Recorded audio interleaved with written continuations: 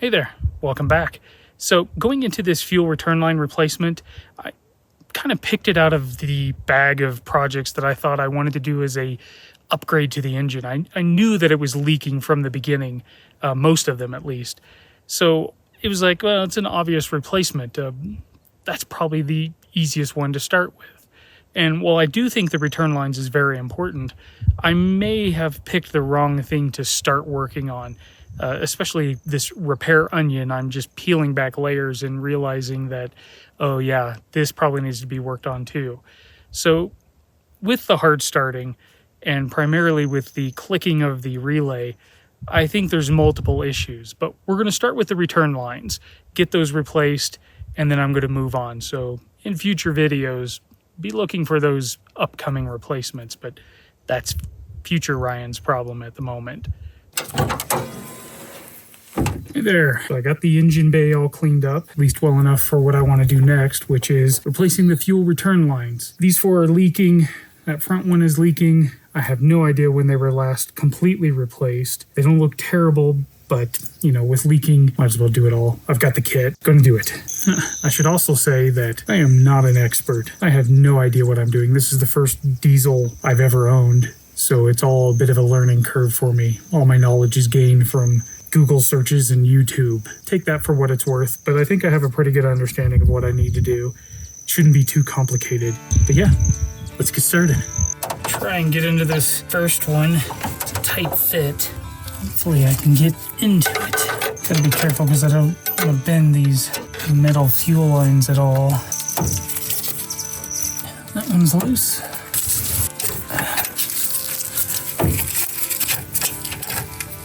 One was loose. Let's see if I can get the back one first.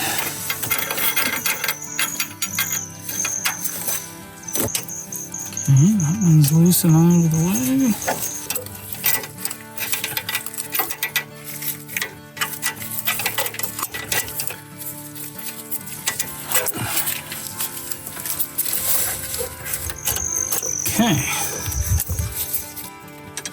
Okay, so I got the passenger side loosened up. Now I'm gonna see if I can't get the driver's side. This one I already cracked. But there we go. This side's much easier to get to.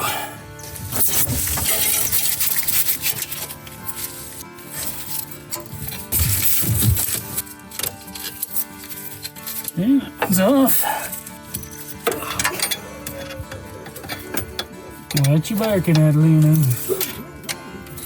Probably saw a crow. She hates crows. Okay.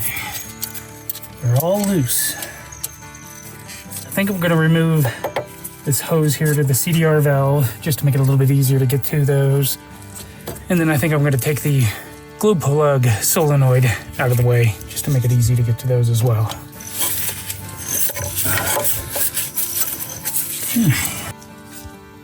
Okay, let's see if we can't get this solenoid out of the way.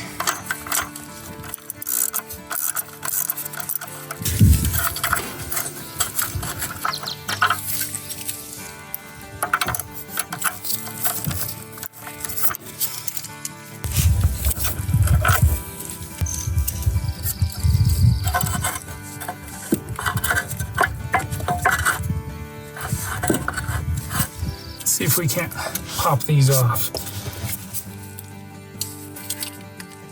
I think they're just supposed to kind of pop off.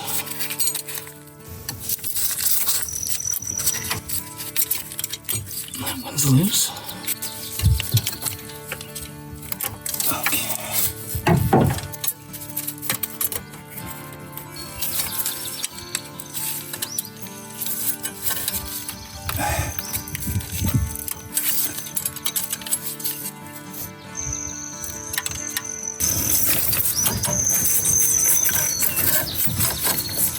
I don't know if I'm being too delicate or not. Just don't want to bend these.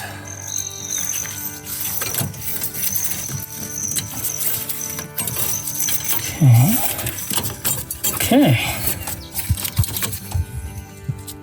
That's that side loose. So I think what I'm going to try is disconnecting this little clamp here to the line that runs all the way to the back. That might make it a little bit easier getting the passenger side one off. So I'm going to try that next.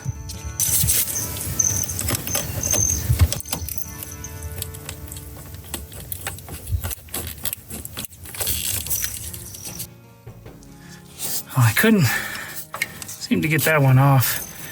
So I just disconnected it from the line here. So I can at least get that out now. So that's kind of loose. I'm still trying to get this front one off. Can't seem to get it at all. Keep working it. This is the one I've been trying to get off. I think I just had to wheel it back and forth quite a bit. Okay, so I got that one off.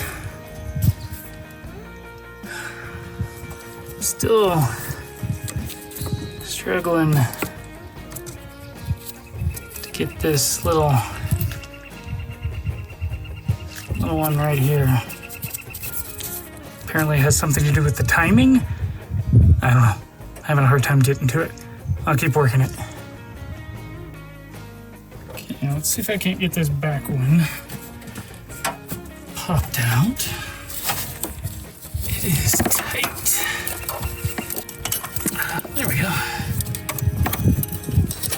It's at least loose. Okay. Let me get the others. Okay, that one's popped loose. Man, it is tight in there. All these wires in the way. So I managed to disconnect this line from the very back, so I think I can pull this long one through now.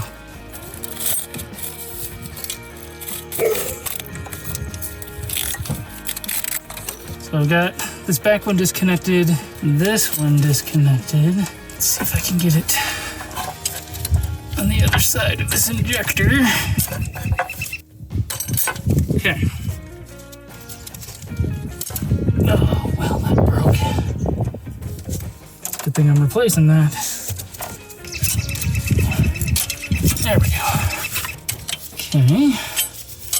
Now I just got to get this front one loose. And that one's been difficult. Got it loose. Okay.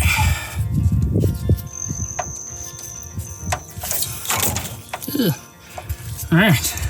Now I can get that part off. All right.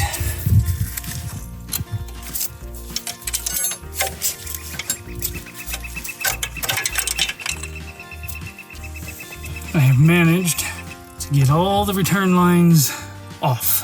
So now I got to get these O-rings off. Okay, again, I think this is supposed to be fairly straightforward. There's two O-rings, one here and one here. Just use like a pick or something and take them off. So you got to do that on all 8.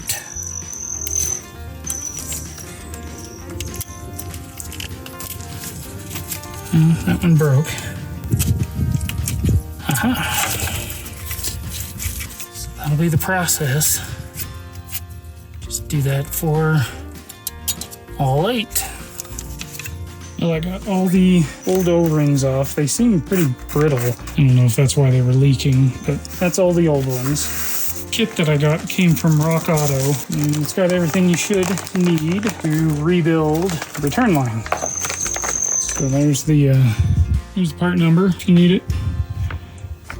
So what I'm gonna do is just use this as my template, how it was laying out in the engine, and then just reassemble it, cut the line, reassemble it. These are all the caps.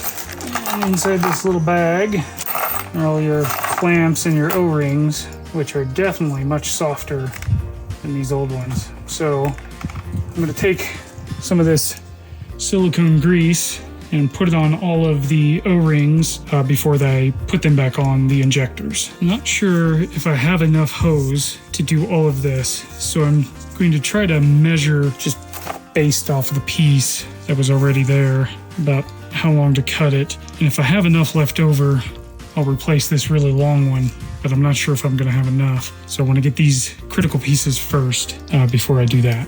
Okay, so I've got the new line all assembled, reassembled, based on the existing one. This is the really long one that I wasn't sure if I was going to have enough, but I did. I even have a little bit left over. That will go under everything and connect here. So yeah, I'm going to go put the little O-rings on right now. And this is a question that I don't know. I think these are supposed to be used if you're replacing the injectors. And I've seen some people actually put them on top of the caps. So I think that's what I'm going to do, is put them on top of the caps. And let me know if I'm crazy, if I don't need to do that or not, but that's what I'm going to do. The trick to getting these O-rings on is to do the top one first.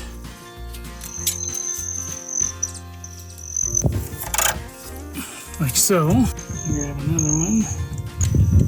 It'll just kind of slide over. Be careful, because I don't want to tear it. Okay, got that one over that. Okay, that'll be the process. So I'm going to do that for all 8. So I got all the O-rings on. And I did go back and put just a little bit of the silicone grease around it just to hopefully help. Don't want them drying out. So now I'm going to put the return lines back on.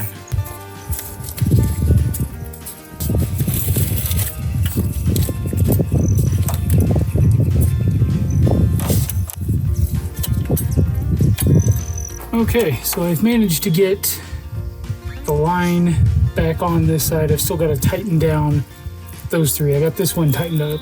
I had to take this bracket off for the fuel filter to be able to retighten this. I just couldn't do it.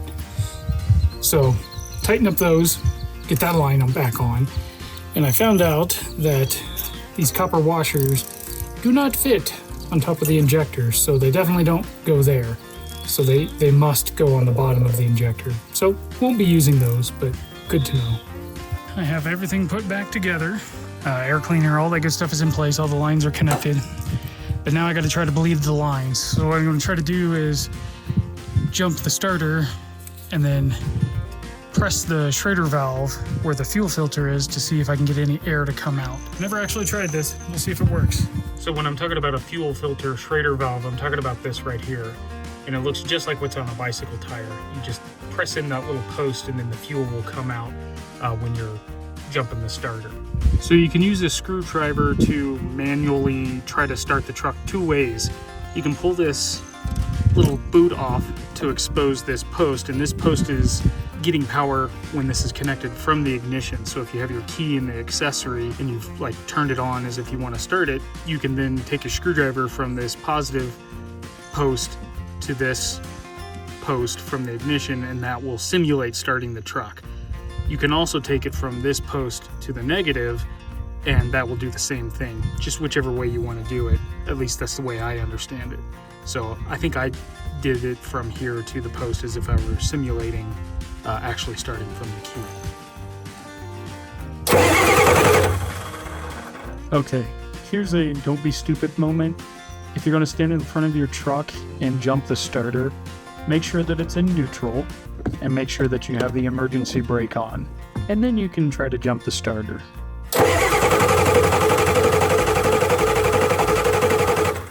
Definitely got fuel coming out. Let's give it a shot.